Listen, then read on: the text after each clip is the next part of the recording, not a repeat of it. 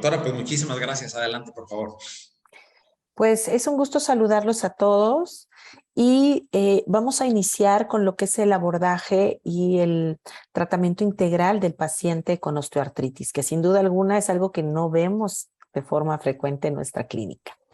Y cuando hablamos de osteoartritis, estamos hablando de este desorden que va a ser catalogado como un padecimiento en general de carácter crónico, en donde el agente etiopatogénico va a ser de causa multifactorial, en donde podemos observar alteraciones de carácter genético, de carácter ambiental y, por supuesto, asociados al proceso de avance de la edad, y en el cual existe primordialmente una pérdida del cartílago articular, y esto va a estar asociado también a una remodelación ósea periarticular.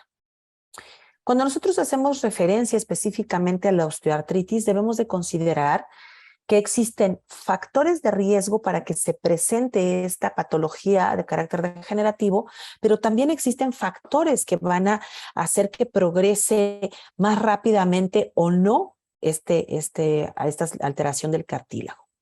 Desde el punto de vista de los factores de riesgo para que se presente la patología, debemos de hacer mención que existen factores de carácter genético, y aquí algunas alteraciones, principalmente de carácter hereditario, cuando se ve involucrada la producción y el metabolismo del colágeno tipo 2 como tal, pueden tener una predisposición para presentar un proceso degenerativo articular. Claro está que, como yo le digo a mis pacientes, por la bola, es decir, por la bola de años, a mayor edad, mayor probabilidad de que se presente, ¿no? Este es un factor de riesgo de presentación. Y aquí el punto de corte son los 50 años. Por arriba de los 50 años se incrementa el riesgo relativo, sobre todo en el género femenino, y más para la presentación clínica de procesos degenerativos articulares de rodilla, de cadera, de mano y finalmente del esqueleto axial. Asociado al género, también debemos de hacer mención que la carga estrogénica es, desde el punto de vista metabólico, un facilitador para la presentación de la osteoartritis. Existen postulados de hace ya más de una década en donde se hace mención que la osteoartritis no es más que una de las aristas de este gran síndrome que desgraciadamente muchos de nuestros pacientes adultos, al menos en México y seguramente en otros países en Latinoamérica, ha sido denominado como síndrome metabólico.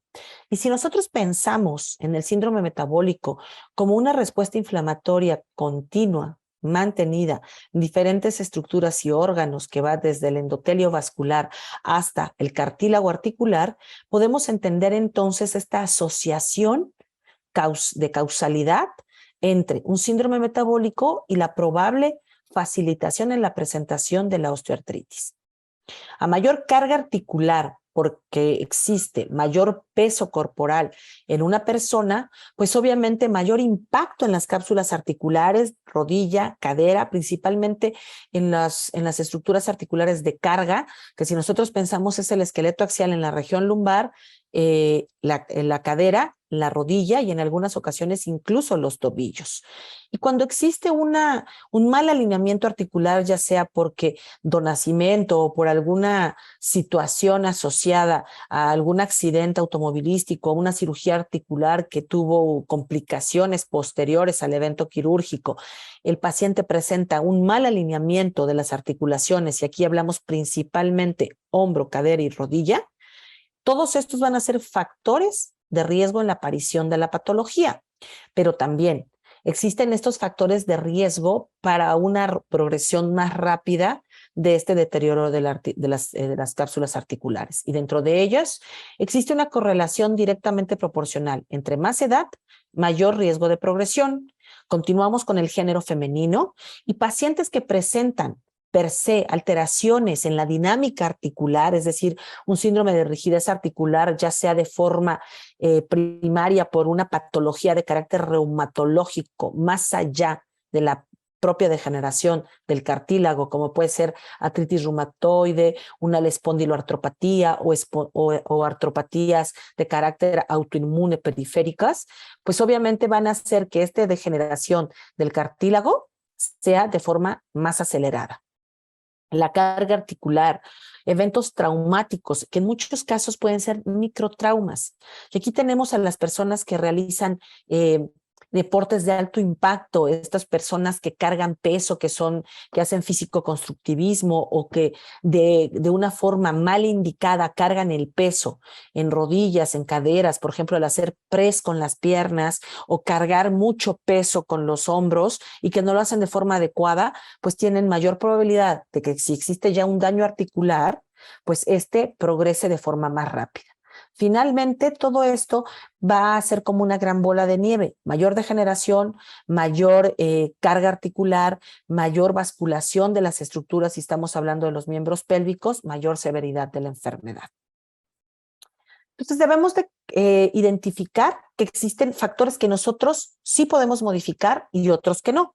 Y aunque nosotros, sobre todo las personas del género femenino, podemos decir que tenemos un retrato de Dorian Gray en casa y hacer hasta lo imposible para que la piel se vea lozana y joven, pues la edad es un factor no modificable, el género.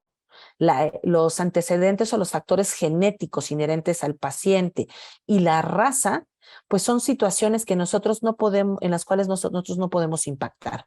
Pero por supuesto, si el paciente tiene una mala alineación articular, si el paciente tiene sobrepeso o obesidad como tal, si existen alteraciones de carácter hormonal que puedan facilitar la presentación de la osteoartritis, si existe sarcopenia o si existe desacondicionamiento de los grupos musculares de carga, pues es algo que a través de la terapia física de rehabilitación, medidas de autocuidado y ejercicios autoguiados puede beneficiar y modificar la progresión de un proceso de osteoartritis.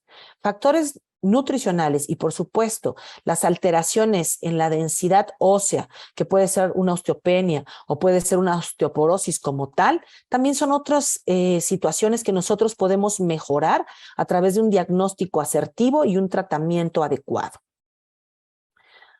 Entonces, cuando hablamos de osteoartritis, no toda la osteoartritis es igual. Debemos de considerar que existen dos grandes apartados desde el punto de vista etiológico, es decir, ¿quién causa a este proceso articular, de daño articular?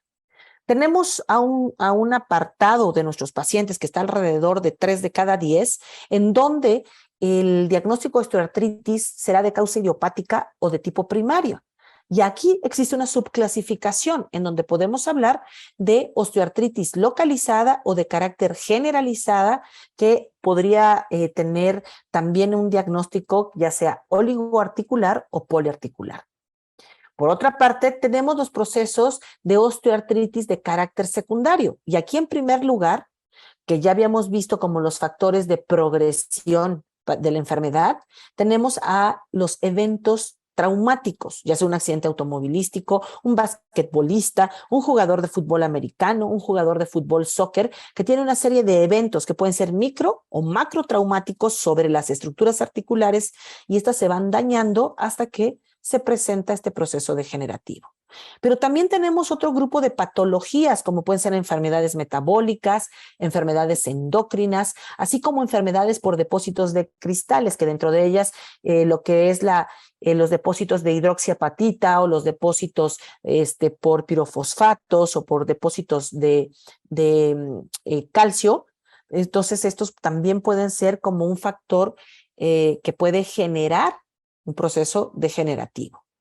Enfermedades de las estructuras óseas per se, como la enfermedad de Payet o como alteraciones en la nutrición de las estructuras óseas, como puede ser una osteonecrosis de la cabeza femoral o una osteonecrosis del cóndilo medial, pueden generar problemas de cadera o problemas de rodilla cuando estamos poniendo estos ejemplos. Y finalmente, las enfermedades reumatológicas que tienen un componente autoinmune, como lupus eritematoso, espondilitis anquilosante, artritis reumatoide, artritis séptica o artritis neuropáticas, pueden generar como una situación secundaria a esta propia patología, degeneración acelerada del cartílago articular y la presentación de osteoartritis.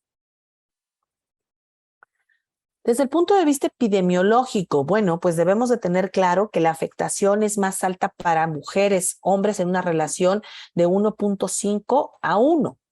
Claro está que esto se equilibra después de que las mujeres entran en el estado perimenopáusico. Aquí la relación se vuelve 1:1 o 1:1.2, dependiendo de la estructura articular afectada.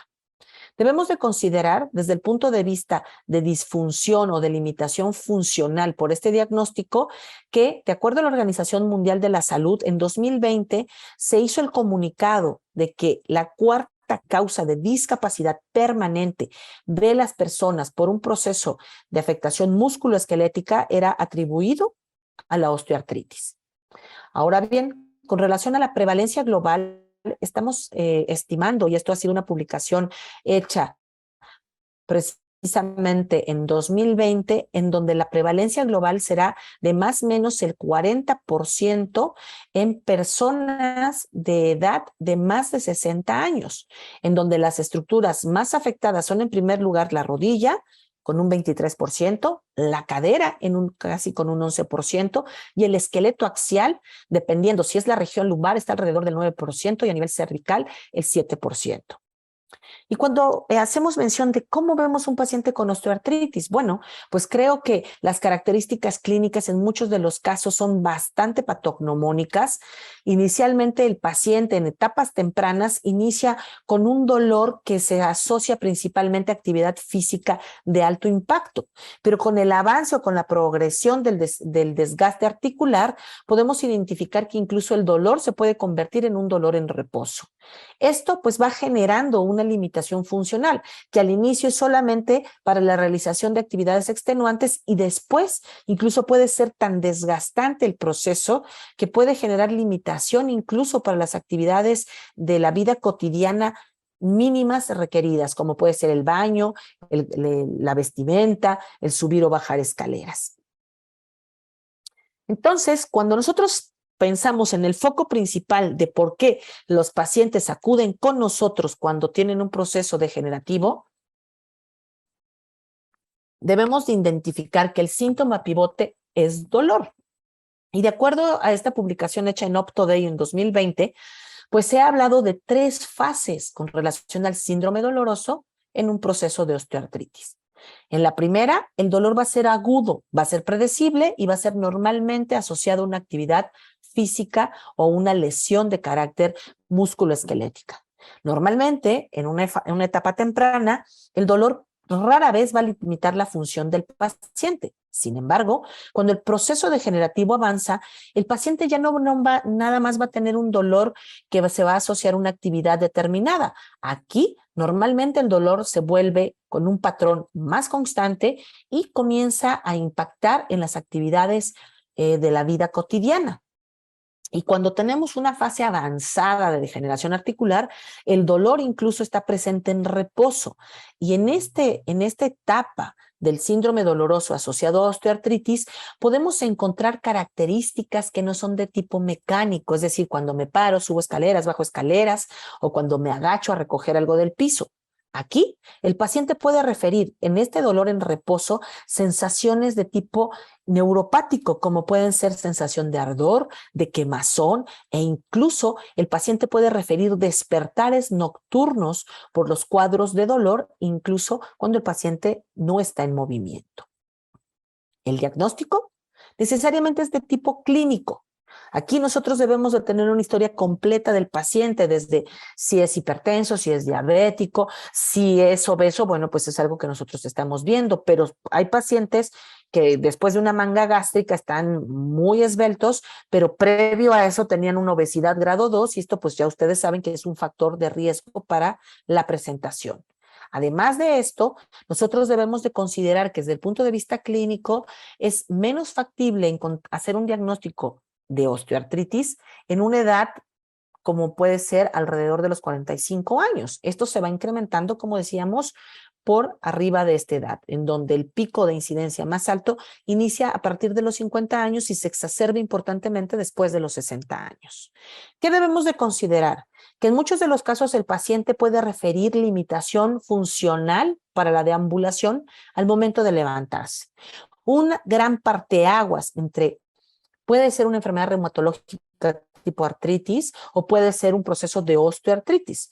El punto de quiebra son 30 minutos. Si el paciente refiere rigidez matutina, pero después de que se levanta, camina un poco, se da la ducha y sale y no han pasado más de 30 minutos y el paciente ya tiene una funcionalidad casi completa, a excepción de que sea un grado muy severo de degeneración articular, nosotros podremos pensar que estamos ante un proceso de degeneración articular per se.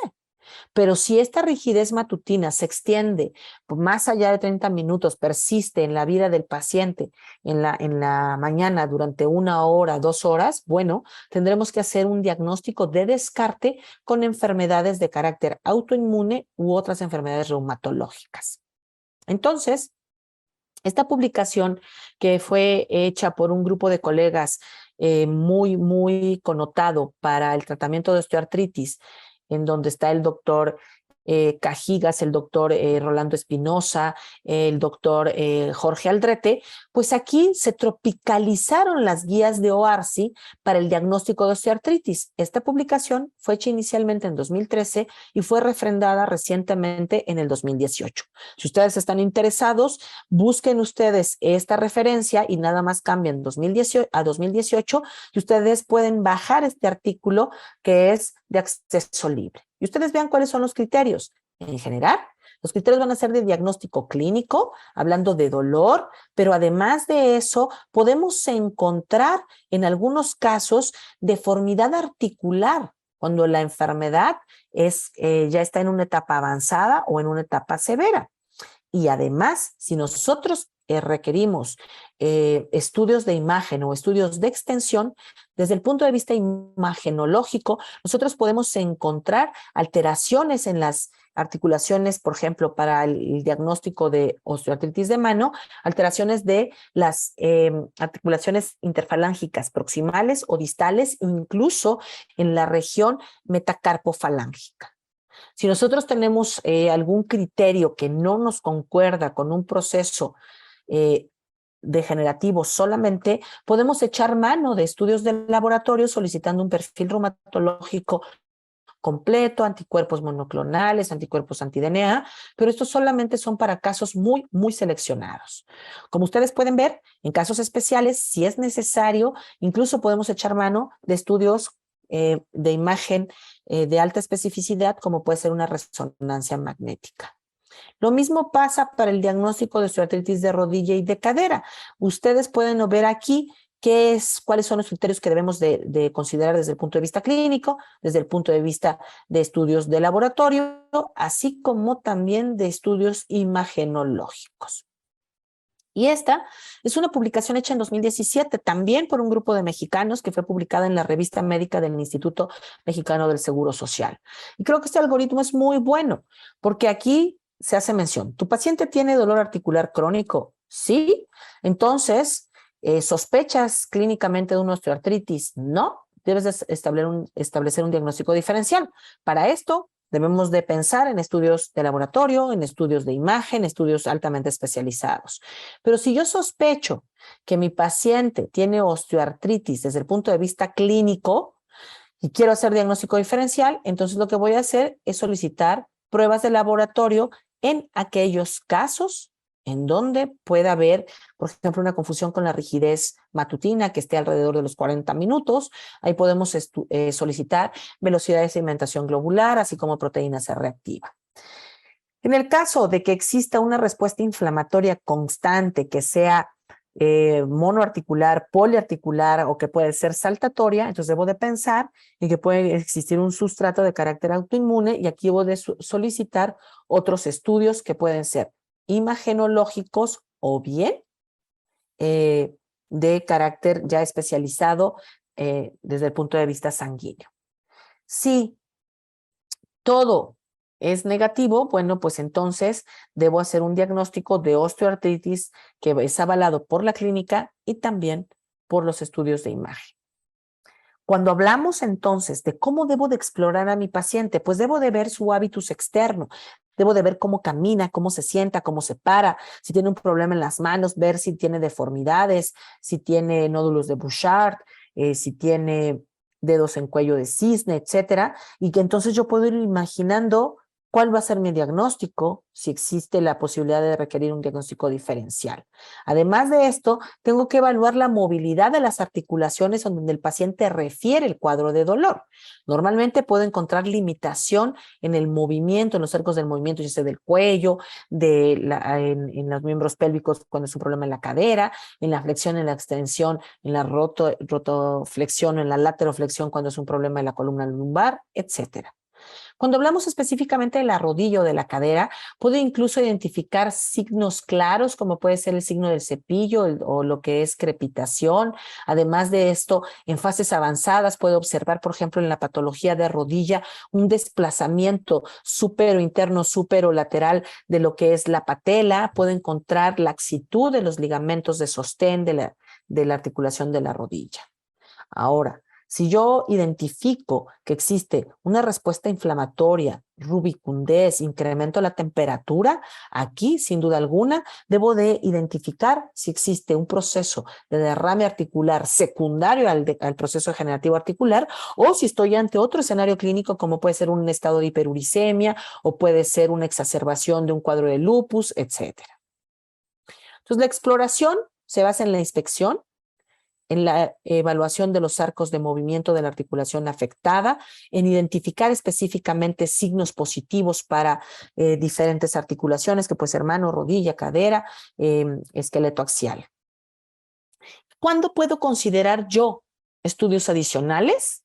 En gente joven, es decir, en pacientes o personas que tengan una edad menor a los 45 años, o incluso, bueno, desgraciadamente al día de hoy en nuestro país, y eso lo podemos comentar al final, desgraciadamente por el número de personas que padecen sobrepeso o obesidad, podemos encontrar diagnósticos a edades tempranas de procesos articulares degenerativos, pero ahí sin duda alguna, debemos de solicitar estudios de imagen como radiografías de la articulación afectada y de la articulación contralateral, en el caso de que sea de extremidades pélvicas o torácicas. Y también incluso podemos echar mano de estudios como resonancia magnética cuando estamos o creemos estar ante un cuadro de osteoartritis en una etapa temprana. También, por supuesto, si mi paciente tiene síntomas constitucionales, además de dolor articular, limitación funcional, existe pérdida de peso, un síndrome febril, un dolor que sea demasiado exacerbado para el cuadro clínico de osteoartritis, bueno, pues ahí también debemos de solicitar estudios. O si, por ejemplo, el paciente se bloquea de la rodilla, digo, que por ejemplo a mí me pasó hace 2 años, me decían, es que tienes osteoartritis, y yo dije, no, ¿cómo voy a tener osteoartritis? Me hacen una resonancia magnética y lo que tenía era una fractura del cóndilo medial. Entonces, pues obviamente ahí no era un problema de osteoartritis, era un problema de una lesión mecánica secundaria a un evento traumático. Entonces, pero ahí los estudios adicionales, principalmente de carácter imagenológico, pues deben de solicitarse. Y lo más socorrido son los estudios radiográficos. Y aquí, desde el punto de vista de prevalencia, en donde nosotros sabemos que muchas de las personas van a presentar osteoartritis de rodilla como diagnóstico principal en osteoartritis, existe una clasificación radiológica, que es la clasificación de Kellgren y Lawrence, en donde existen 5 grados desde el 0 hasta el 4, viendo radiografías AP y lateral, pero principalmente AP, de las rodillas de forma comparativa en bipedestación y descalzo el paciente, y dependiendo de la disminución del espacio articular, de si existe o no esclerosis de lo que son los platillos de la articulación, o si existe ya la formación de osteofitos, o si existe la presentación de hueso subcondral, será el grado de degeneración. Interesantemente, yo podría pensar que mi paciente que tiene mayor grado de degeneración articular es el que debería de tener más dolor. Y esto no es así. Ya existen una serie de reportes en donde se ha identificado que los pacientes que presentan un proceso degenerativo articular grado 2 o grado 3 en la escala radiológica del Kellgren y Lawrence son los que van a tener más dolor. ¿Por qué? Porque tienen mayor movilidad. Si yo evalúo a alguien con un estudio imagenológico grado 4, de acuerdo a esta clasificación, puede ser que haya menos dolor porque existe más limitación en los arcos de movilidad. ¿Cuándo puedo solicitar una resonancia? Decíamos, en etapas tempranas o bien cuando creemos que existe daños de estructuras periligamentarias pese a una imagen en grado 1 o grado 2 de degeneración articular, porque ahí podemos tener patología agregada a esa articulación y que esto esté generando el síndrome doloroso, no solamente el desgaste articular. ¿Y cuándo debo de pensar en solicitar un ultrasonido de esa articulación? Cuando tenga edema, cuando exista rubicundez o cuando exista flogosis. En esos casos, debo de solicitar un ultrasonido para identificar si no existe un derrame intraarticular o periarticular. Y es imagenológicamente la clasificación del Kellgren y Lawrence, pero sin considerar el grado 0, que es como una rodilla normal. Ustedes vean, en el grado 1 hay osteofitos dudosos, por ejemplo, este piquito, que puedo pensar que es un osteofito incipiente. En un grado 2 voy a tener disminución del espacio interarticular, puedo empezar a ver cómo existe esclerosis de las cápsulas articulares. En el grado 3, la disminución del espacio articular es franca y ustedes vean aquí cómo está la patela. Aquí ya se ve un poquito desplazada hacia la región lateral de lo que es el fémur. Finalmente, en un grado 4, no existe en algunas zonas espacio interarticular, se pueden formar puentes interóseos y por supuesto existe muchísima esclerosis de las cápsulas articulares afectadas. El diagnóstico diferencial es necesario cuando tengo cuadros clínicos atípicos o bien cuando la edad del paciente o sus antecedentes durante la historia clínica me hacen pensar en que puede haber otro sustrato desde el punto de vista de agente causal. Y aquí debo de pensar en procesos de carácter reumatológico autoinmune, como puede ser lupus eritematoso, espondiloartropatías, ya decíamos, polimialgias reumáticas o alteraciones como puede ser una elevación del ácido áurico y que tengamos en un paciente con un síndrome gotoso. Por supuesto, la artritis reumatoide, que puede ser seronegativa o seropositiva, también debe ser un diagnóstico diferencial para estos casos. Y existen otras patologías menos frecuentes, pero que podemos pensarlas cuando tenemos una afectación atípica, como puede ser una necrosis aséptica de la cabeza femoral, en el caso de la articulación coxofemoral, una bursitis subtrocantérica, una tendinitis que puede ser normalmente diagnosticada en las regiones de la estructura de la rodilla, hiperostosis vertebral para el caso de una osteoartritis de columna lumbar, procesos infecciosos articulares a cualquier nivel o bien un caso de condrocalcinosis. Y una vez entonces que ya hicimos este abordaje integral del paciente hasta el momento del diagnóstico, los principios generales son fundamentales. Debemos de brindar una atención de forma continuada, es decir, verlo hoy, verlo en 2 meses y darle un seguimiento. Pero esta atención debe de ser adaptada al paciente. Si una vez mi paciente con un proceso degenerativo articular del esqueleto axial lo veo de primera intención en el consultorio y después el paciente, para él es muy difícil acudir a la consulta, eso no quiere decir que lo voy a dejar de ver, sino que puedo brindar la opción de telemedicina para identificar si ha mejorado en el control del dolor, si ha mejorado en la funcionalidad, si tiene un poquito más de fortaleza de grupos musculares. Además de esto, la información debe ser amplia y adecuada. Debemos explicar por qué creemos que se presentó la osteoartritis, si es por obesidad, por tabaquismo, porque somos mujeres y porque tenemos carga estrogénica, o bien porque esto está asociado a un evento traumático que puede ser un gran accidente o eventos de pequeñas lesiones que a la postre degeneran la articulación. Y debemos de anticipar las necesidades del paciente. Y este algoritmo, que ya fue publicado hace algunos años por el Colegio Americano de Reumatología, sigue teniendo validez al día de hoy. Ustedes ven, existen recomendaciones de grado fuerte para el tratamiento de la osteoartritis de acuerdo a esta asociación. Para manos, pues obviamente se recomienda medidas no farmacológicas, pero también la utilización de fármacos de primera intención por vía tópica, como puede ser capsaicina, como puede ser salicilatos, como puede ser un AINE o un inhibidor selectivo de COX-2, pero por vía o preferencial por vía tópica. Y además de esto, podemos pensar en tratamientos intraarticulares, como puede ser la infiltración, que eso tiene un gran debate, la administración de esteroides intraarticulares, pero también tenemos tratamientos intervencionistas percutáneos nobles, como puede ser la administración de plasma rico en plaquetas, la administración de hialinos o incluso la administración de BIMAC, que es el aspirado de médula ósea que se administra en el tercio inferior, es decir, en el tercio superior o en la diáfisis a nivel de tibia y también en el tercio inferior de lo que sería el fémur.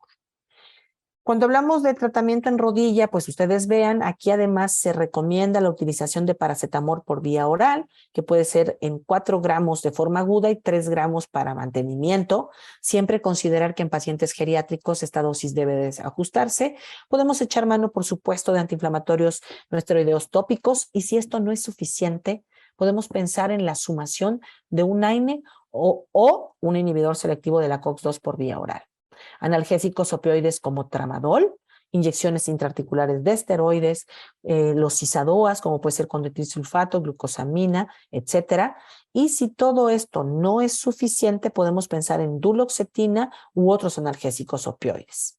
En el caso de la osteoartritis de cadera, además de las recomendaciones farmacológicas de primera intención de rodilla, podemos pensar en la utilización de analgésicos opioides potentes, asimismo de duloxetina y también de la administración de ácido hialurónico intraarticular. Con relación entonces a los tratamientos recomendados, más allá de los tratamientos farmacológicos, ustedes vean el ejercicio progresivo, el acondicionamiento de grupos musculares, control de peso, el reforzamiento, principalmente cuando hablamos de miembros pélvicos, del cuádriceps, de los gemelos, de los isquiotibiales, pueden ser de gran ayuda para mejorar el dolor y la funcionalidad de nuestra artritis de rodilla. Además de esto, se recomiendan otras terapias como pueden ser la utilización de ortesis externas, que puede ser un bastón, que puede ser de una sola pata, un trípode, una muleta canadiense en grados severos y también otros abordajes terapéuticos como pueden ser la balneoterapia, como puede ser la utilización de corrientes transferenciales, así como también de medidas intervencionistas para el control del dolor. Y este es un resumen en el cual nosotros ponemos de manifiesto cuáles son por grupos farmacológicos y de acuerdo a la asociación, por ejemplo, aquí es la Academia Americana de Reumatología, EULAR, las guías de OARSI, la sociedad de lo que es la Sociedad Internacional para Investigación de la Osteoartritis o bien lo que es la Asociación Americana de Ortopedia. Ustedes vean, mencionan con un nivel de evidencia 1, por ejemplo, la utilización de paracetamol, que esto ya está en debate al día de hoy, la utilización de tramadol, por ejemplo, para la academia, sí lo podemos emplear cuando medidas convencionales no han sido suficientes, pero también cuando de inicio el paciente refiere dolor catalogado como severo. También podemos pensar en la utilización de AINES, o bien de inhibidores selectivos de COX-2, capsaicina tópica, salicilatos, esteroides intraarticulares, ácido hialurónico y de ISADOAs como la glucosamina o el condroitinsulfato. Este es el último algoritmo que ha sido publicado y que creo que puede ser de mucha utilidad para todos ustedes.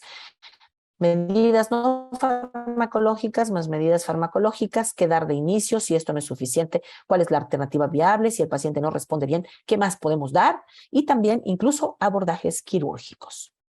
Y cuando pensamos cuáles son los fármacos más empleados en dolor por osteoartritis, pues tenemos algunos grupos principalmente. Analgésicos simples como paracetamol y creo que lo que es súper valioso de esta tabla que he realizado, pues son las dosis y cada cuándo lo debemos administrar. Un AINE, como puede ser diclofenaco, pero esto es para gente joven que no tiene alteraciones gastrointestinales, que no es hipertenso, que no es diabético y que no tiene disfunción renal. Podemos pensar también en la utilización de ibuprofeno. Ambos deben de ir combinados con un inhibidor de bomba, como omeprazol, en una dosis que puede estar alrededor de los 20 o 40 miligramos en una sola toma en ayunas. Celecoxib, que de los inhibidores selectivos de COX-2, así como también etoricoxib, son los más socorridos para procesos de dolor articular agudizado o bien en terapia crónica a la mínima dosis efectiva.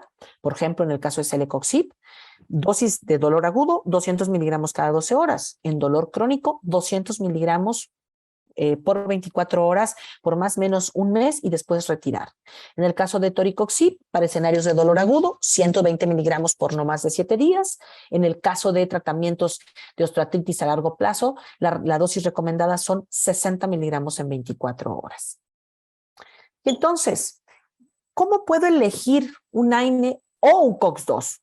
Nunca debemos de combinar un AINE más un COX-2, es decir, ibuprofeno más celecoxib o diclofenaco más etoricoxib. No. O doy uno o doy otro. ¿Por qué? Porque comparten un mismo mecanismo de acción. ¿Cuál es la diferencia? Que los inhibidores selectivos de COX-2 tienen mayor seguridad a todas luces a nivel gastrointestinal. Y esto es lo que hace que en muchos pacientes de edad avanzada se elija un inhibidor selectivo de COX-2 por encima de un AINE clásico. ¿Cuáles son los datos de interés entonces cuando yo hablo de utilizar un AINE o un inhibidor selectivo de COX-2? Que los beneficios de protección a nivel gastrointestinal de los COX-2 pues son mejores que de un AINE solo o incluso de un AINE sumado a un inhibidor de bomba. Además de esto, debemos de tener siempre claro que en pacientes con un riesgo gastrointestinal incrementado, ya sea porque tiene gastritis erosiva, ya sea porque tiene antecedentes de sangrado de tubo digestivo de hace un año o dos, por supuesto siempre deberemos de pensar primero en un inhibidor selectivo de COX-2 versus un AINE clásico. Ahora, si estamos en un escenario en donde el paciente además está anticoagulado, que casi ni tenemos pacientes que toman ácido acetilsalicílico, ¿verdad? Pues ahí, por supuesto, los inhibidores selectivos de COX-2 son los de elección. ¿Por qué? Porque como grupo, ninguno de ellos altera la agregación plaquetaria, cosa que ya la tenemos impactada por la utilización del ácido acetilsalicílico. Por supuesto, analgésicos tópicos como capsaicina, metilsalicilato, salicilato e incluso lo que son los parches de lidocaína, aunque es una indicación off-label, es decir, fuera más allá de las autorizaciones de las entidades regulatorias como FDA o EMA, pueden ser benéficas para cierto subgrupo de pacientes. Neuromoduladores, duloxetina.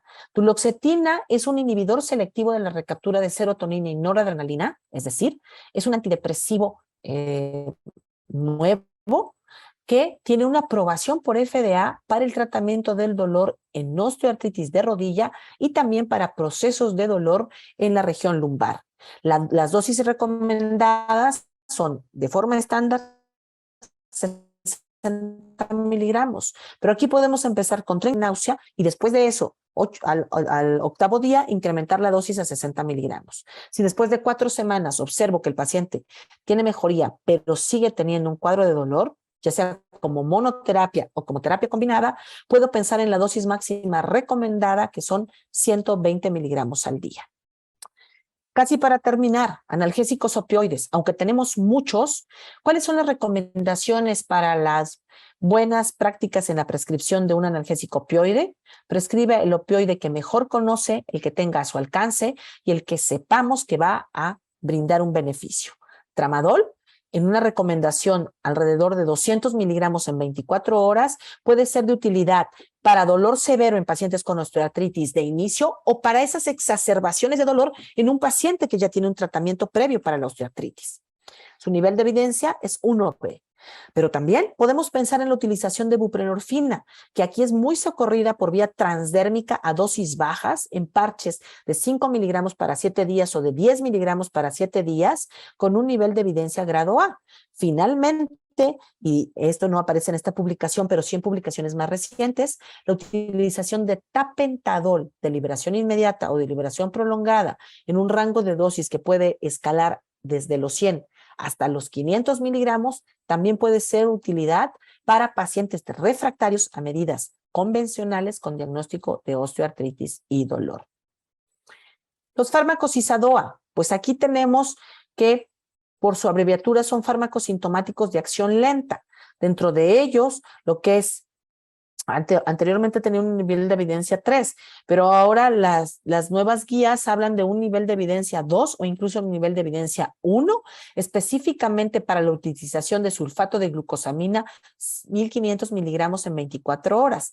Esta presentación viene en sobres y se disuelve en agua y normalmente se recomienda que se tomen al final del desayuno porque el alimento, el bolo gástrico, ayuda a la absorción más rápida y de mejor manera de este cisadoa que es la glucosamina. Existen otros estudios en donde las combinaciones de condroitin sulfato más glucosamina en un rango de dosis de 1200 y 1500 miligramos pueden tener muy buenos resultados. Si todo esto no es suficiente, las infiltraciones intraarticulares de ácido hialurónico, la administración de esteroides como monodosis durante un año o bien la utilización de plasma rico en plaquetas en pacientes bien seleccionados o incluso la administración de un aspirado de médula ósea pueden cambiar el curso de la enfermedad, mejorar el control del dolor y, por supuesto, mejorar la calidad de vida. En casos de osteoartritis severa, grado 4, o para procesos en los cuales la cabeza del fémur está totalmente adosada al techo acetabular, aquí podemos pensar en intervenciones quirúrgicas como puede ser un reemplazo total de cadera, la colocación de una prótesis de rodilla y el nivel de evidencia es 1B para estos pacientes que son bien seleccionados. Finalmente, desde el punto de vista no farmacológico, los ejercicios de acondicionamiento progresivo, la terapia pasiva, la terapia activa, los ejercicios autoguiados, así como también la balneoterapia, las corrientes transferenciales, el ultrasonido profundo y abordaje cognitivo-conductual desde el punto de vista psicológico, así como también tai chi o yoga de bajo impacto, pueden ser de gran utilidad en el manejo multimodal y multidisciplinario de la osteoartritis. Dentro de la rehabilitación, ¿cuándo se ha demostrado que existe una mejoría funcional importantísima? Cuando el diagnóstico de osteoartritis desde el punto de vista clínico es leve o moderada, y también cuando las imágenes radiológicas, si hablamos de osteoartritis de rodilla, están en un nivel de afectación grado 2. Para concluir, cuando nosotros hablamos entonces de procesos degenerativos de las articulaciones, como grupo denominado osteoartritis, debemos de considerar cuáles son los factores de riesgo para su presentación, pero también para su progresión. Debemos hacer una evaluación clínica completa, echar mano de estudios de extensión de ser necesario, considerar que los objetivos terapéuticos son de 3 índoles: mejoría de la funcionalidad, mejoría de la calidad de vida, por supuesto, mejoría del control del dolor. Y para esto podemos pensar en terapias de carácter farmacológico, terapia física de rehabilitación, educacional para el paciente y su familia. Si todo esto no es suficiente, manejo intervencionista del dolor y, claro está, medicina cognitiva conductual. Y como yo siempre digo, pacientes felices hacen médicos felices. En la práctica pública no nos van a estar persiguiendo para que nosotros les mejoremos la funcionalidad y el control del dolor. Y en la práctica privada, sin duda alguna, nuestra mejor recomendación será un paciente bien tratado. Agradezco muchísimo su atención. Aquí les proporciono mis datos. Quedo muy atenta a sus comentarios, a sus preguntas y a sus recomendaciones. Finalmente, y en mi carácter de presidente de la Asociación Mexicana para Estudio y Tratamiento del Dolor, les quiero girar esta invitación para nuestro próximo Congreso Internacional de Dolor y Cuidados Paliativos, que se llevará del 19 al 21 de octubre en la hermosa ciudad de Puerto Vallarta. Todos bienvenidos. Si ustedes están interesados, tenemos una tarifa preferencial para todos los asistentes a este webinar. Muchísimas gracias por su atención y quedo muy atenta. Excelente, doctora. Pues muchísimas gracias. Muy claro el tema, muy interesante. Y pues también gracias por la invitación y por el apoyo a los interesados. Pues tenemos unos minutos todavía por si gustan escribir algunas de las preguntas. Aquí las vamos a estar moderando. Y pues adelante, por favor.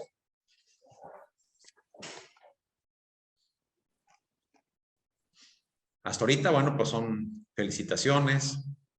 Felicitaciones, muchas gracias. Excelente ponencia. De igual manera, pueden dejar en los comentarios si tienen algún nuevo tema, alguna propuesta que quieren que abordemos con la doctora Rocío Guillén un poquito más adelante. También para considerarlo, claro.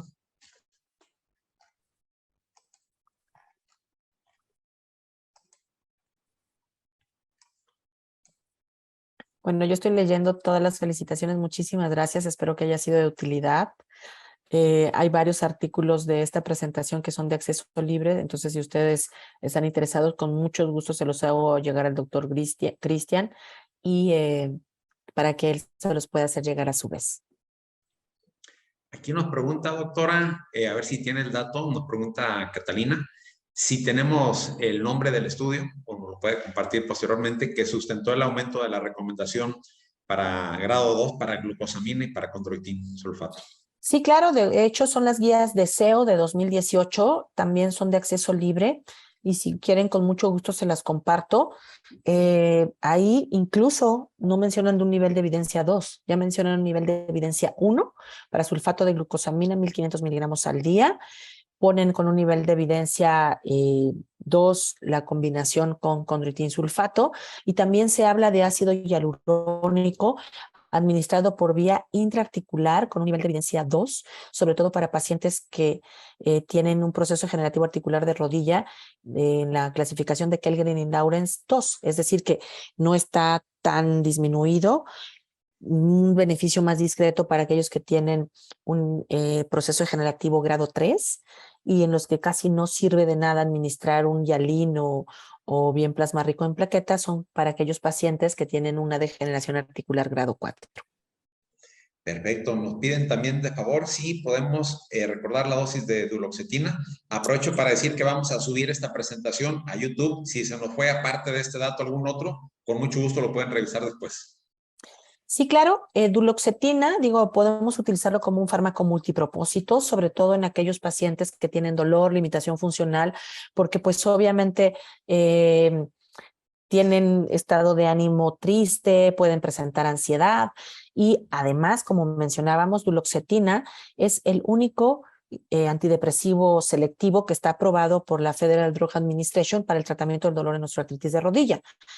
Cuando empezamos a utilizar duloxetina hace 15 años, te decían, inicia con 60 miligramos y hazle como quieras. El problema es que el principal evento adverso de la duloxetina es la náusea y el vómito. Entonces, en un estudio de seguridad se identificó que si administramos duloxetina al final del alimento más abundante del día del paciente, que puede ser el almuerzo para nosotros los mexicanos, disminuye hasta la mitad la probabilidad de náusea y vómito. Pero después se observó que en población geriátrica, en población frágil, en población con polifarmacia, los 60 miligramos podían causar mucha incomodidad en los pacientes. Entonces, ahora la recomendación es inicia con 30 miligramos al final del almuerzo o del desayuno, no en la noche, porque le puede dar insomnio al paciente. Es chistoso, pero aunque es antidepresivo, pues le da insomnio a la gente por la acción sobre la recaptura de noradrenalina. Entonces, lo hacen al final del desayuno, al final de la comida. De hecho, hay presentaciones de 7 cápsulas de 30 miligramos y después de eso, si el paciente lo toleró bien, nos vamos a la dosis mínima efectiva, que son 60 miligramos. 4 a 6 semanas. Si el paciente respondió bien, ahí nos quedamos. Y para casos seleccionados, podemos incrementar la dosis hasta 120 miligramos. Yo debo de decirles, mis queridos colegas, que tengo pacientes que toman 30 miligramos en la mañana y 60 a mediodía. Esta es una dosis ni la mínima efectiva ni la máxima recomendada y que les va bastante bien. Excelente, doctora, muchas gracias. Nos pregunta Lupita, ¿qué tan común es que el trabajo o la ocupación favorezca la aparición de la osteoartrosis? Sí, por supuesto, o sea, se ha observado pacientes que tienen mucho impacto de carga dentro de su actividad física, por ejemplo, personas que cargan mucho peso, los estibadores, pacientes que trabajan, por ejemplo, en la central de abastos, que cargan muchas cosas, cajas y todo eso, pues obviamente esto lastima en las articulaciones, puede ser el hombro, pero también las articulaciones de carga, o sea, desde la columna en la región lumbar, así como también la articulación coxofemoral y de la rodilla. Entonces se ha observado que aquellos que cargan mucho peso, que es como un símil de la obesidad, pues van a tener un factor de riesgo para la presentación, pero para progresión más rápida de la osteoartritis. Excelente. pues parece que de momento no hay más preguntas. De cualquier modo, si posteriormente surgiera, bueno, hay una más, pero si surgieran más preguntas, también nos las pueden hacer llegar. Se las hacemos llegar a la doctora y bueno, pues con mucho gusto les damos respuesta. Nos pregunta Encantada de la González, vida. dice, si manejamos PRP y es un paciente que recientemente tuvo COVID, ¿qué tiempo nos sugiere esperar para que iniciemos a manejarlo con ORP? Ok, el plasma rico en plaquetas, esto puede ser una gran opción para pacientes con osteoartritis leve o moderada, sobre todo cuando es gente joven. Aquí hay varias recomendaciones súper importantes si quiero utilizar PRP. Bueno, la recomendación ideal son 3 semanas, pero si no, por lo menos 2 semanas, al paciente le debemos de ajustar la dieta, así como los tratamientos farmacológicos. Dentro de la dieta debemos de suprimir alimentos que generen respuesta inflamatoria. Ya sé que la cerveza, que es deliciosa, debemos de suspenderla. Por supuesto, el consumo de tabaco, el consumo de alcohol, lácteos en cualquier presentación, queso, yogurt, claro, que sea yogur de verdad, porque si es de mentiritas, pues no sé cuánto de leche tiene, pero si es yogur de verdad, lo debemos de suspender, y la leche como tal. Debemos de disminuir el consumo de ajo y el consumo de irritantes o bebidas oscuras. Y si mi paciente está tomando antiinflamatorios, no esteroideos, utilizó esteroides o inhibidores selectivos de la COX-2, debo de suspenderlos 14 días antes. Y solamente, que esto es un pleito, si mi paciente toma fibratos, también debería de suspenderlos, pero pues ahí tengo que ponderar riesgo-beneficio, y tal vez si le suspendo los fibratos 14 días, luego va a tener hipertrigliceridemia por el cielo el paciente, pero todo lo demás lo debo de suspender. Y si mi paciente tuvo COVID, por lo menos debo de esperar que sea negativo, y de ahí cuento 6 semanas, porque ya la inmunidad inmediata ya va a estar tranquila. Entonces, después de 6 semanas y tomando en consideración todas estas medidas dietéticas y farmacológicas, ¿qué se recomienda? Tomar la muestra de la sangre del paciente, utilizar una centrífuga específica para que nos dé un buen plasma. Y aquí yo debo de pensar, ¿quiero un plasma rico en plaquetas? ¿Quiero un plasma rico, pobre en plaquetas? ¿Quiero un plasma rico en factores de crecimiento? Que esa es la mejor opción. Y de acuerdo con eso, debo de ser cuántos minutos y en qué velocidad de centrifugación. Lo aspiro con mucho cuidado para que no se rompan las plaquetas, y lo administro inmediatamente a nivel intraarticular, pero no a ciegas. Tenemos que hacerlo guiado por ultrasonido idealmente. Y pues eso nos da muy buenos resultados.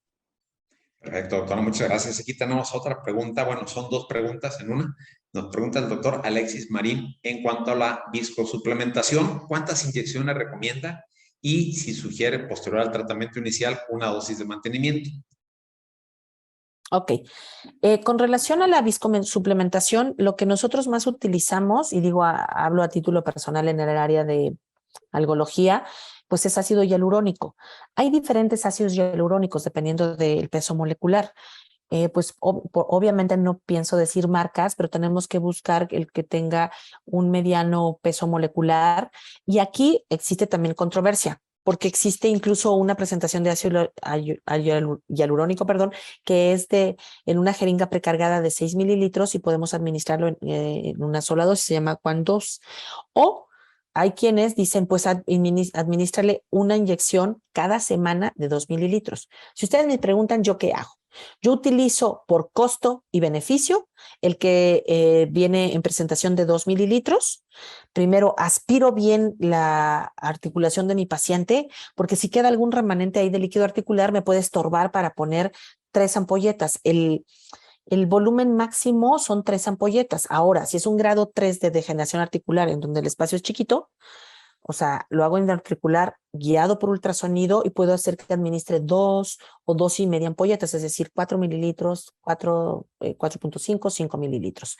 Para aquellos pacientes que tienen seguro de gastos médicos, pues utilizo el One Dose, porque no tengo que estar cambiando de jeringas, o sea, es una sola, y la administro hasta donde empiezo a sentir mucha resistencia. Ahí tengo cuidado, retiro la aguja y luego empiezo a estirar y a extender la articulación. Si es en rodilla, si es en hombro, pido que el paciente gire el hombro, y aunque esto no está tan documentado, también lo hacemos en cadera con excelentes resultados.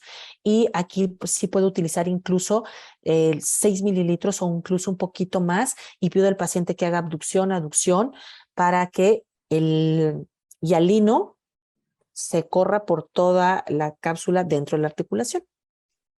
Perfecto. Y nos pregunta el mismo doctor, Alexis Marín, si nos comenta algo o tiene alguna opinión con respecto a la cúrcuma. No utilizo cúrcuma. Sé que la cúrcuma tiene algunas acciones de carácter antiinflamatorio, pero la realidad de las cosas, y sobre todo porque mis pacientes muchos son de edad avanzada y yo soy como la última opción después de que ya los trató mis colegas de medicina familiar de primer contacto, incluso el ortopedista, y no mejoran. No utilizo cúrcuma. ¿Por qué? Porque muchos de esos pacientes toman ácido acetilsalicílico o toman anticoagulantes y la cúrcuma potencializa el efecto de estos fármacos, ya sea antiagregantes o anticoagulantes. Pues prefiero no. Excelente. Bueno, pues agradece al doctor. Agradecen también un excelente tema. Gracias. Gracias. Es que uno de nuestros colegas dice, diga marcas. La verdad es que no. Pero si quieren les pongo mi correo y luego les mando ya nombres y tal. Perfecto. Doctora, pues muchísimas gracias, como siempre. Y bueno, pues quedamos atentos a sus comentarios. Los esperamos en nuestras redes sociales. Y bien, pues buenas noches a todos. Gracias por su participación y gracias por el aval también. Pues muchísimas gracias. El Congreso de Puerto Vallarta rápidamente es del 19 al 21. De todos modos, si ustedes buscan la página de la AMET, se los voy a escribir, AMET. Tenemos Instagram, tenemos página, tenemos Facebook, ahí vienen todas las promociones que tenemos. Y por supuesto, si ustedes dicen que estuvieron inscritos en este webinar, también tendrán un precio especial. Excelente, bien. Pues a nombre de RAM, les agradecemos a todos su participación y los esperamos en nuestros próximos webinars. Gracias, buena noche. Hasta pronto, doctor. Buenas noches. Gracias. Muchas gracias. Hasta luego.